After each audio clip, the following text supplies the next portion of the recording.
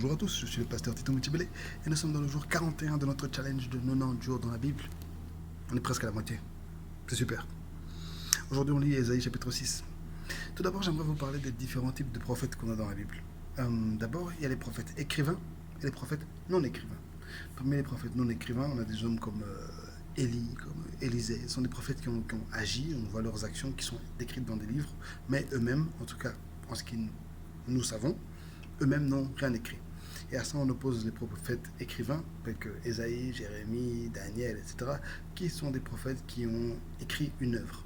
Le prophète Samuel est entre les deux parce qu'on suspecte qu'il a écrit les livres qui portent son nom, mais voilà.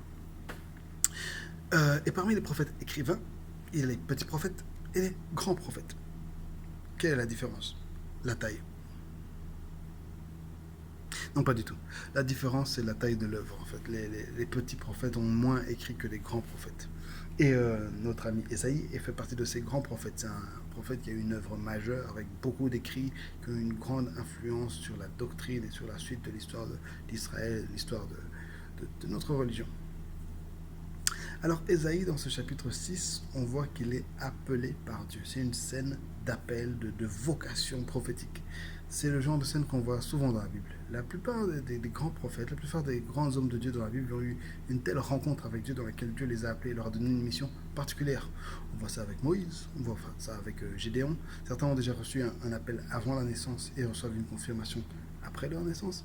Et là, on voit que Ésaïe, qui pourtant avait déjà commencé son œuvre dans les 5 chapitres précédents, fait cette rencontre extraordinaire avec Dieu.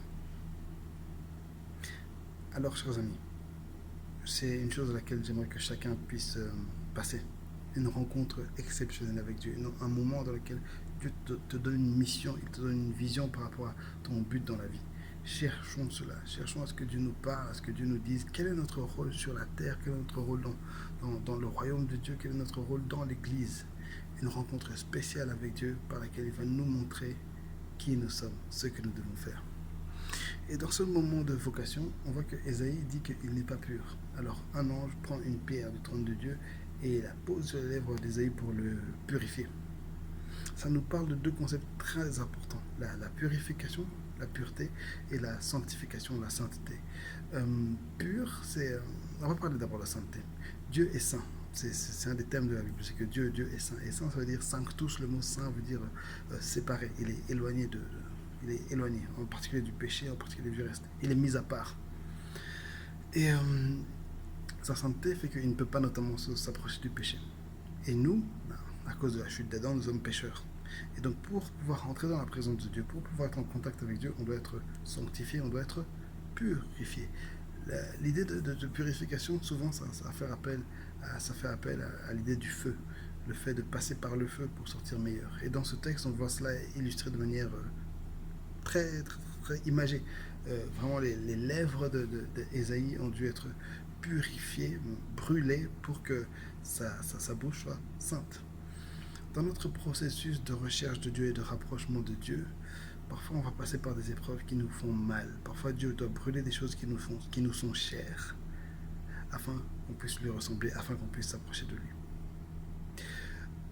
Ensuite, ce texte nous dit que Ésaïe va parler au peuple, mais que Dieu va fermer leur cœur, il va fermer leurs yeux, fermer leurs oreilles, afin qu'ils n'entendent pas, qu'ils ne voient pas, et qu'ils ne se convertissent pas, qu'ils ne changent pas leur manière de faire.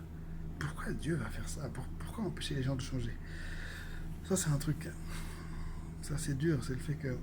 En fait, Ésaïe est arrivé à la fin de toute la période de la royauté, après que Dieu a envoyé prophète après prophète après prophète pour encourager Israël à revenir à lui. Mais Israël ne faisait que retourner dans son péché. Le problème, c'est que notamment dans Deutéronome 28, Dieu avait promis à Israël, il avait juré à Israël que s'ils ne respectaient pas sa loi, il allait les faire sortir de ce pays. Il allait les envoyer dans un pays lointain où ils seraient esclaves. Et c'est vrai, il a été patient. Encore et encore et encore et encore. Mais à un moment, parce que Dieu est juste, parce que Dieu n'est pas un menteur, il est obligé de s'exécuter. Et au niveau où le prophète Ésaïe est arrivé, on est vers les années 700, là, il avait arrêté son jugement. Même si à ce moment-là, Israël se repentait, ils allaient quand même devoir payer les conséquences de leur péché. Mais à la fin du livre d'Ésaïe, Dieu va dire, ok, maintenant, ils ont, pas maintenant, mais un jour, leurs yeux s'ouvriront, leurs oreilles s'ouvriront, leur cœur s'ouvriront.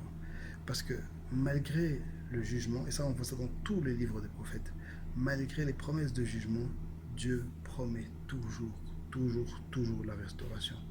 Parce que c'est comme ça que notre Dieu est et il est merveilleux.